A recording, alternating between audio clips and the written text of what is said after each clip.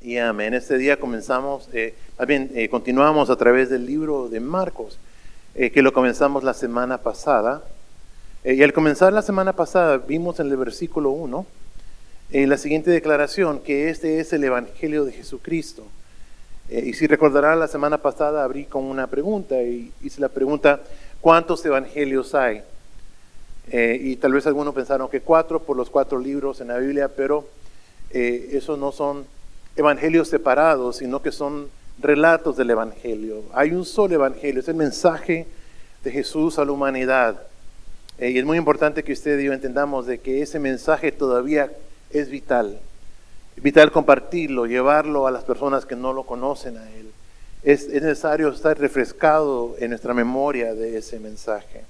Luego en los versículos 2 y 3 vimos cómo tanto el nacimiento y el ministerio de Jesús como el nacimiento y el ministerio de Juan el Bautista fueron profetizados como unos 600 años antes del nacimiento de ellos, profetizados por el profeta Isaías. Y que dijimos de que la Biblia es un libro poderoso y magnífico porque tiene las promesas de Dios, y si Dios ha prometido algo, esa promesa, esa profecía se va a cumplir. Y Él dijo que vendría su Hijo a la tierra y que sería Dios con nosotros, que sería el Dios que está presente con nosotros. Y es tan importante entender de que todo esto es respaldado no solamente por la Biblia, sino por el carácter de Dios, porque Dios cumple lo que Él promete siempre.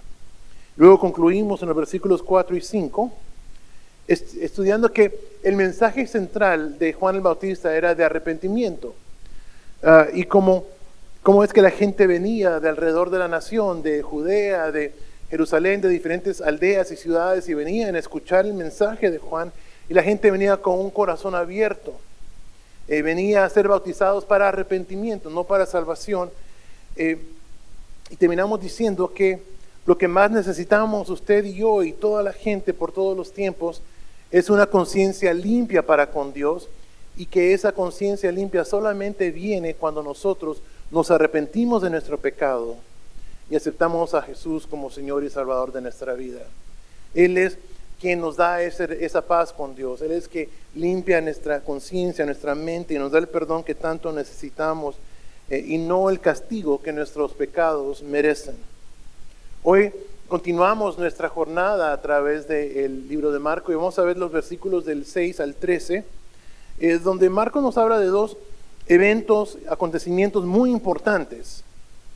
Dos cosas que sucedieron que son muy importantes en el ministerio de Jesús, lo cual es su bautismo físico por Juan el Bautista, y luego los 40 días en el desierto cuando fue probado, fue tentado por el enemigo, y Jesús resistió todo lo que el enemigo quiso ponerle como trampa.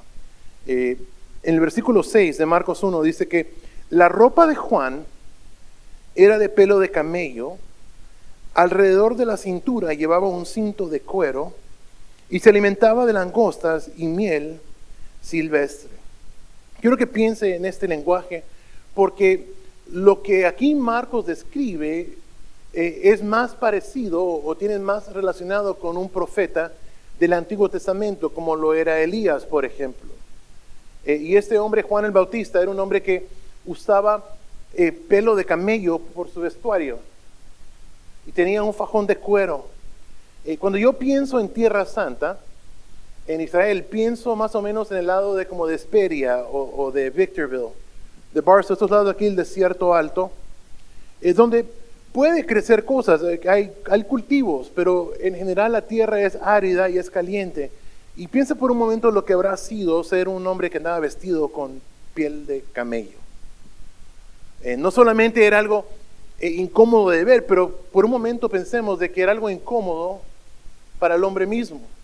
Y es porque este hombre no era como ningún otro hombre. Él no había sembrado raíces en la nación, queriendo comprar casa y poner familia, ir al colegio y estudiar, sino que era un hombre totalmente dedicado a la misión que Dios le encomendó, la cual era anunciar a Jesús que vendría pronto y que estaría con su pueblo.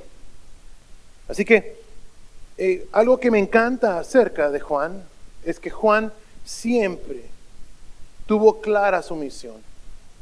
Quiero que piensen lo siguiente, que en el libro de Juan nos muestra cómo los fariseos mandaron autoridades religiosas a interrogar a este hombre. Y le hicieron la pregunta, ¿eres tú Elías? Y él dijo, no lo soy. Le preguntaron, ¿eres tú el Mesías? Porque toda la gente venía con él para ser bautizados. Y él les dijo, yo no soy el Mesías, quien soy es la voz de uno que clama en el desierto. Y me encanta ese enfoque porque el hombre nunca se distrajo, sino que supo claramente lo que era su misión. Qué refrescante es cuando el creyente entiende para qué lo ha llamado Dios y se enfoca en servirle a Dios en esa área y no se distrae, no pierde el enfoque de lo que Dios le ha llamado a hacer.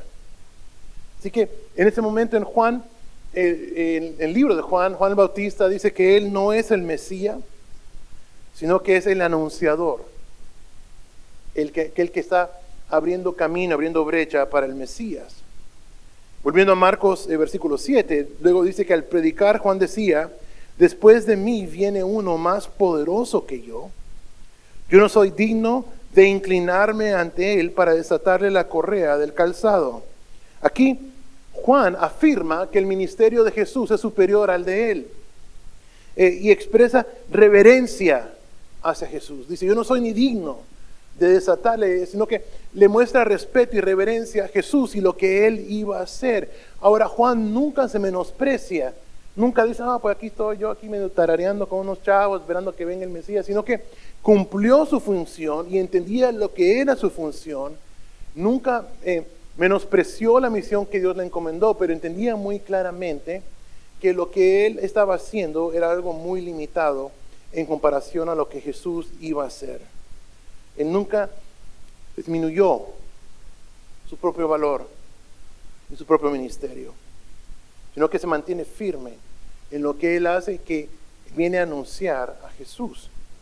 Ahora, usted y yo que le servimos al Señor, le servimos a la gente, nuestro servicio es algo que tiene un efecto positivo, pero es limitado. Y quiero que vea esta lección aquí en la pantalla, es de que servimos una función práctica en el servicio a los demás, pero Dios hace lo sobrenatural en la vida de las personas.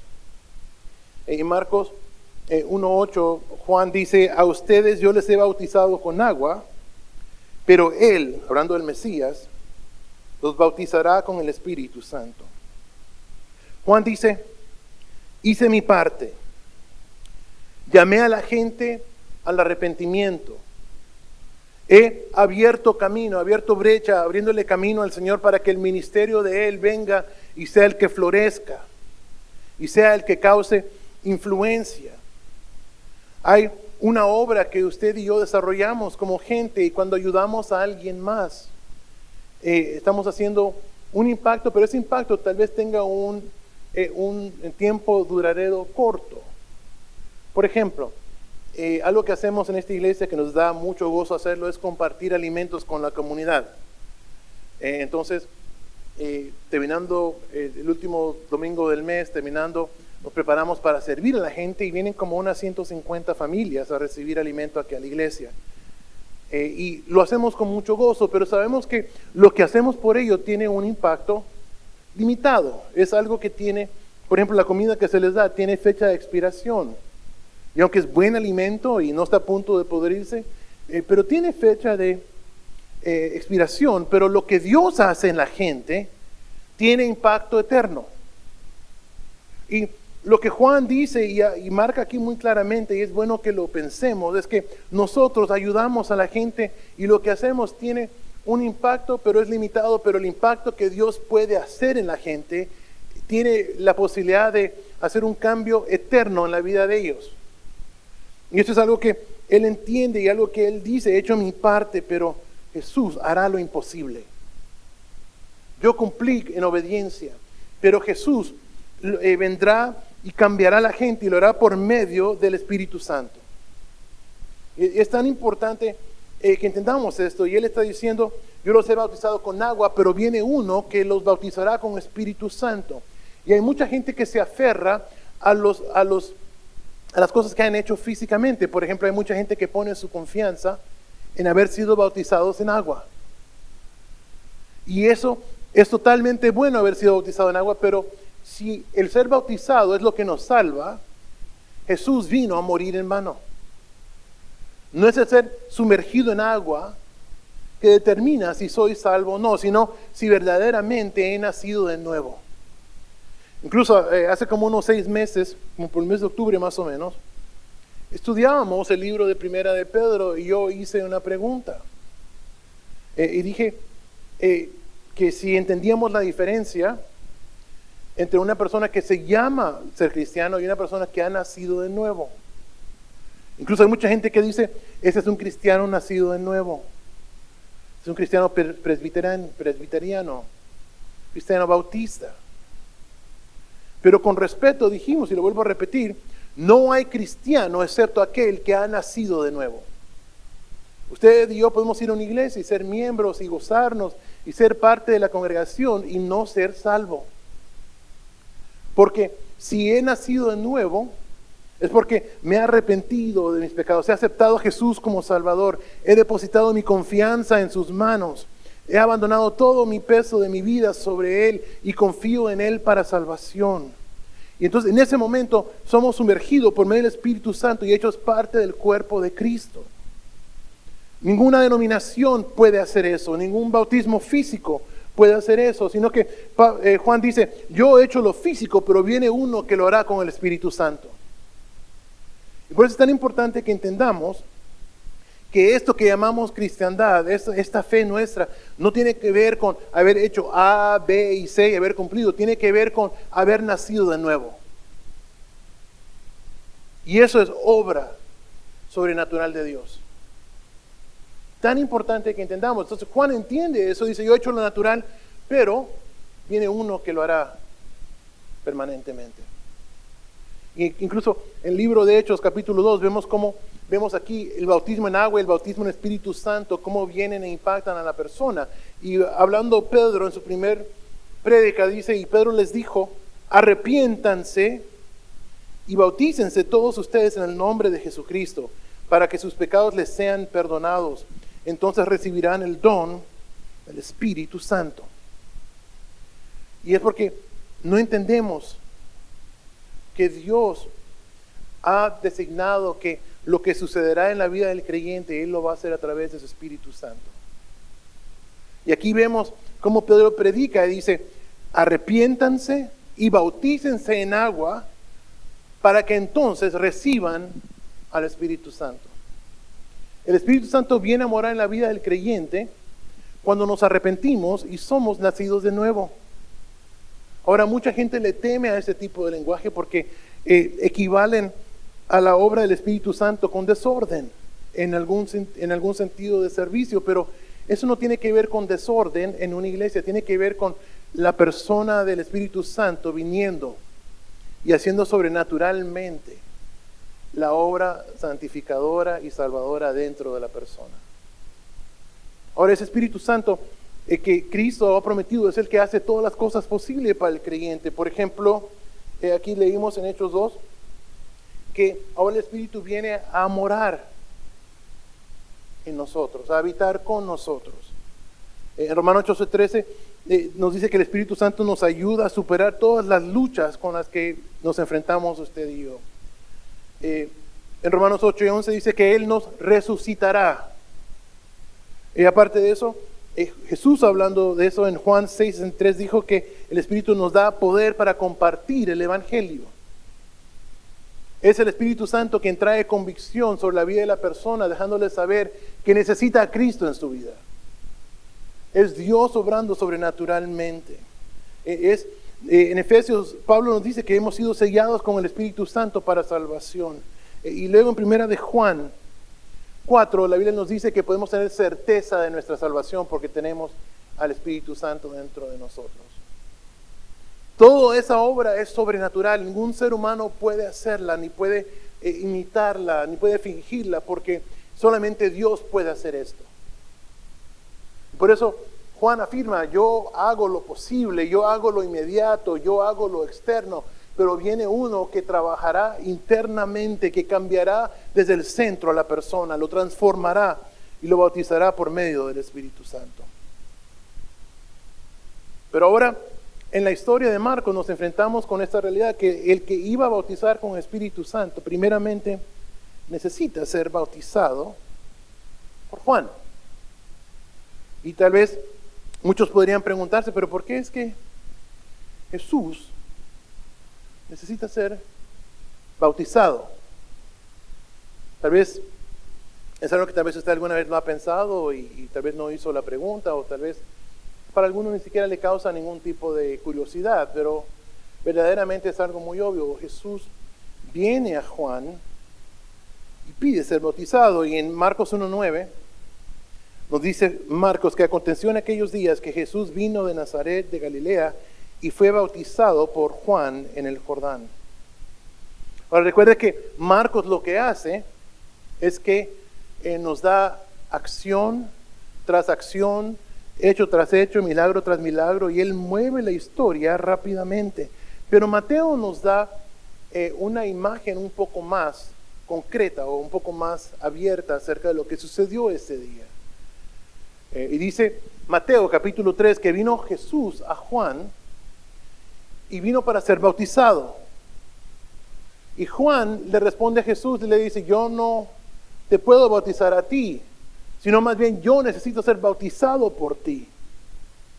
Entendiendo una realidad mucho más profunda. Pero luego en el versículo 15, Mateo 3, Jesús le dice a Juan, pero Jesús le respondió, deja ahora, porque así conviene que cumplamos toda justicia.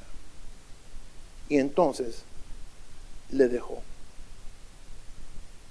Es muy interesante que Mateo nos cuenta lo que Marcos no, y por eso es que hay 4 relatos del Evangelio, porque cada uno nos abre una perspectiva un poco diferente. Pero Mateo nos dice que hubo una conversación. Marcos nos dice, vino, se bautizó y se fue. Pero Mateo nos dice que Jesús venía a cumplir con algo. Tal vez pensamos en lo siguiente, el bautismo de Juan el Bautista era por arrepentimiento. Pero no solamente por arrepentimiento, sino que era un bautismo de separación. La gente venía a dejar atrás su vida pasada, a dejar atrás sus pecados, a arrepentirse de su manera de vivir, de su manera de hablar. Venían a dejarlo todo atrás y buscaban algo de parte de Dios. Y lo que había disponible en ese momento, antes que Jesús muriera, era a Juan llamando a la gente al arrepentimiento, que en su esencia era un acto de separación. Pero ¿por qué habría Jesús de ser bautizado? Él nunca pecó. ¿Qué pecado dejaría Jesús atrás? ¿Qué tipo de vida pecaminosa hubiera dejado Jesús atrás? La respuesta es que ninguna. Jesús nunca pecó. Él nunca hizo lo malo. Murió como sacrificio perfecto por nosotros. Y porque nunca pecó, somos salvos. Jesús nunca pecó, pero sí vino a dejar algo atrás. Y lo que vino Jesús a hacer en ese momento era una dedicación pública, una consagración pública a su ministerio y a la misión que Dios le había encomendado. Quiero que piensen lo siguiente. Por 30 años Jesús cuidó a su madre, a la familia, fue carpintero, se ganó el pan de la familia. Él cuidó de ellos, los protegió, les proveyó. Pero ahora Jesús estaba dedicando totalmente a la cruz, a llegar a la cruz. Y no llevaba con él el peso emocional del pasado, de la responsabilidad de otras personas, ya había cumplido. Incluso en algún momento llegan a buscarlo Jesús y sus medios hermanos. Jesús está predicando y le dicen, hey Señor, te busca afuera tu mamá. Jesús se voltea y dice, ¿quién es mi madre? Dios en ese momento mostró una dedicación plena, una consagración plena a ir a morir a la cruz y resucitar por nosotros. Así que en ese momento, lo que Él viene a hacer tiene mucha importancia porque viene a cumplir con una justicia. Si la gente que se arrepintió se estaban separando de su vida pasada, ahora Él se está separando también de su vida pasada, no por pecado, pero porque ahora solo hay una cosa que ocupa la pasión de Cristo, y es ir a la cruz. Él amó a la gente, Él sirvió a la gente, Él sanó a la gente, expulsó demonios de ellos, resucitó a algunos de la muerte, hizo todo tipo de obra, de todo tipo de milagro increíble, pero Él no estaba enfocado en hacer milagros, sino que los milagros daban testimonio de Él. Y Él vino a morir. Aquí estamos uniendo dos cosas, porque a veces no pensamos cómo en la historia parece ir de una cosa a otra y qué tipo de conexión hay entre ellas. En un momento nos dice, es el Evangelio de Jesús, luego hay un hombre que parece cavernícola, luego ese hombre está bautizando gente, y luego Jesús viene a ser bautizado, es bautizado, y luego comienza su ministerio. Pero todo eso tiene una unión. Pero antes de ir a eso, pensemos en lo siguiente, que esa dedicación, esa consagración plena que Jesús hizo, era aprobada por su Padre, era agradable a su Padre. Y lo vemos en Marcos 1, 10 y 11, dice, y luego cuando subió del agua, vio abrirse los cielos, y el Espíritu como paloma que descendió sobre él. Y vino una voz de los cielos que decía, tú eres mi Hijo amado, en ti tengo complacencia. El ser bautizado, en el hecho de ser bautizado, está cumpliendo con toda justicia. Y Dios el Padre aprueba de esto. Y nos da la Biblia una imagen corta, no nos la da en todos lados de la Biblia, pero aquí nos da una imagen corta, pequeña, acerca de la naturaleza de Dios. Y nos muestra por un momento esa divinidad expresada en tres personas, que está Dios el Padre hablando del cielo, eres mi Hijo en quien tengo complacencia. Y luego vemos a la persona del Espíritu Santo que es coigual con los otros dos dentro de la Trinidad. Dice que descendió como una paloma. Ahora, el Espíritu Santo no es una paloma, y mucho cristiano lo ve como una paloma, como una caricatura, pero Él es una persona, el Espíritu de Dios. Y luego vemos al Hijo, sumergido y luego que sube de las aguas. Qué imagen maravillosa. Lo que creemos, lo creemos por un motivo, y si es porque se expresa en la palabra de Dios. En ese momento hermoso, donde hay afirmación del cielo con el ministerio de Jesús terrenal. Ahora, quiero que piensen lo siguiente. De aquí la historia va rápidamente a Jesús siendo puesto a prueba en el desierto. ¿Qué conexión podría haber? Pero lo que podemos aprender de la historia es que no solamente se consagra a cumplir la misión del Padre, pero luego inmediatamente esa consagración es puesta a prueba. Y de igual manera sucede con usted y conmigo, que decimos, voy a crecer en Dios, voy a hacer algo bueno para Dios, me voy a desarrollar en tal manera para Dios, voy a hacer cambios en mi vida, voy a hacer cambios en mi casa, voy a ser mejor persona. No solamente usted acaba de decir eso cuando ya viene la prueba. ¿O sí? Vamos a ver qué tan certero es eso. Me recuerdo que tenía una amiga hace mucho tiempo, antes de casarnos, Isel y yo, y me recuerdo que ella fue a un campamento de jóvenes, y yo no fui a ese campamento, pero ella regresó.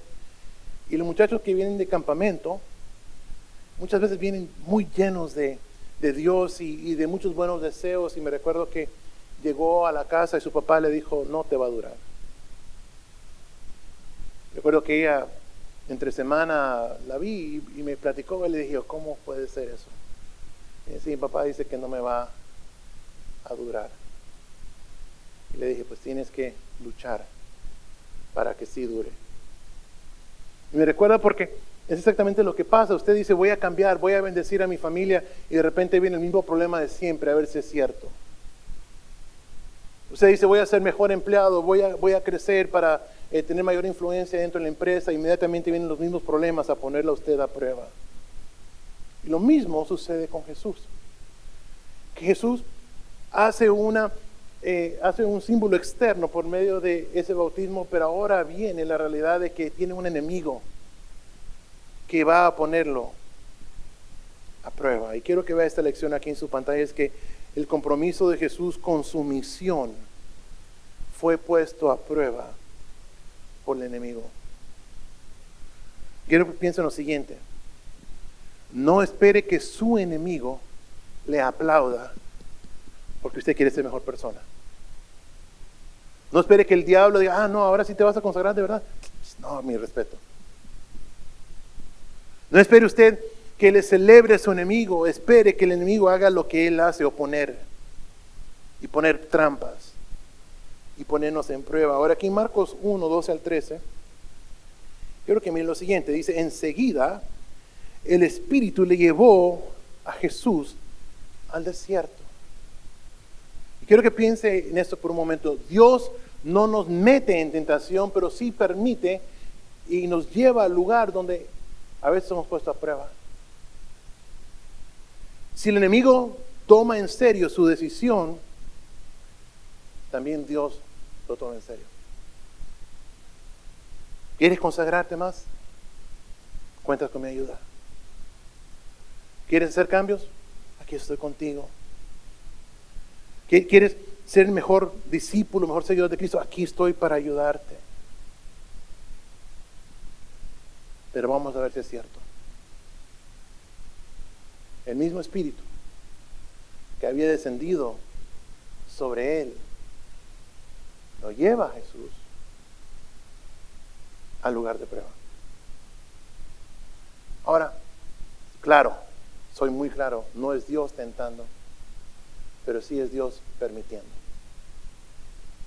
Y es muy importante que lo entendamos. Y luego dice en el 13 que ahí fue puesto a prueba por Satanás durante 40 días.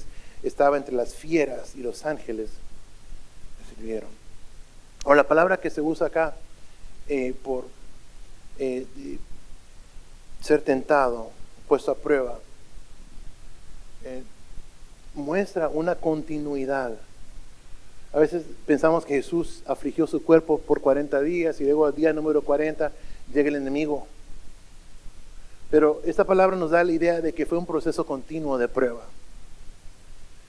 Y luego nos da también la palabra, esta información adicional, que Jesús estaba expuesto a las fieras.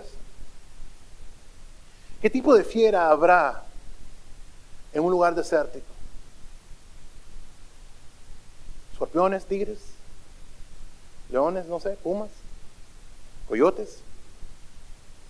Pero lo que nos dice es que Jesús estaba expuesto a los elementos y expuesto también a los animales feroces.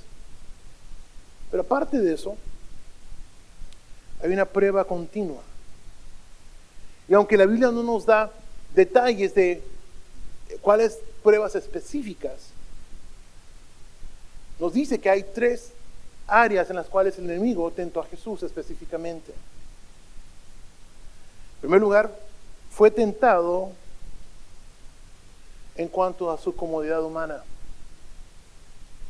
No había comido ni bebido por 40 días. Había debilitado su cuerpo. El enemigo vino a tentarlo. ¿Para qué sufres? Convierte esas piedras en panes. O para que sea más moderno, pues conviértelos en tacos. Unas tortas. Jesús lo rechaza por completo. Luego, la prueba viene en cuanto a la preservación propia de Jesús, su seguridad física, y le dice, tírate tú de acá y el Señor mandará ángeles que te rescaten. Jesús rechazó por completo esa oferta. Pero luego viene lo que yo considero ser la prueba más grande. La Biblia dice que Jesús es llevado al monte más alto de la nación y el diablo le pone enfrente todo reino y le dice, todo esto te daré si postrado me adorares. En paréntesis diciendo, no tienes que ir a la cruz, no tienes que morir por nadie, solo adórame. Jesús lo rechaza por completo. Quiero que pensemos por un momento cómo fue tentado. Él nunca pecó, pero había necesidades inmediatas del hambre. Había otro peligro físico, por fieras y otras cosas. Le dice, protégete. Luego esa última tentación, no mueras. Todo eso te daré. A veces no pensamos qué tan profunda fue ese momento de prueba en el desierto. Pero Jesús lo venció al enemigo. Y qué bello es que lo vence en la tentación y luego lo vence en la cruz. El enemigo tiene poder para lanzar ataques, pero últimamente su efectividad eterna ha sido anulada para aquellos que han aceptado a Cristo como Salvador, porque Jesús lo venció y lo avergonzó en la cruz. A ese Dios nos hemos acercado en este día. Ahora, al terminar esta mañana, quiero recordarle de algo, y es de que su propio compromiso será puesto a prueba. Sea lo que sea. Voy a ser mejor mamá. Voy a estar más tiempo con mis hijos, a mis hermanos. Voy a ir a la iglesia más. Voy a leer la Biblia más. Cualquiera que sea su propio compromiso va a ser puesto a prueba. Y la pregunta es, si usted confiará en Dios para su victoria. Porque Jesús confió en su Padre y en la palabra. No cedió a la tentación, resistió. A salir en este día, tal vez usted dice, no, pues yo quiero ser mejor, quiero crecer, quiero caminar más cerca del Señor, quiero hacer una diferencia mayor, pero ese compromiso será puesto a prueba. Mis palabras para usted, mi consejo es de que resista al enemigo y él huirá de usted. No ceda, resista.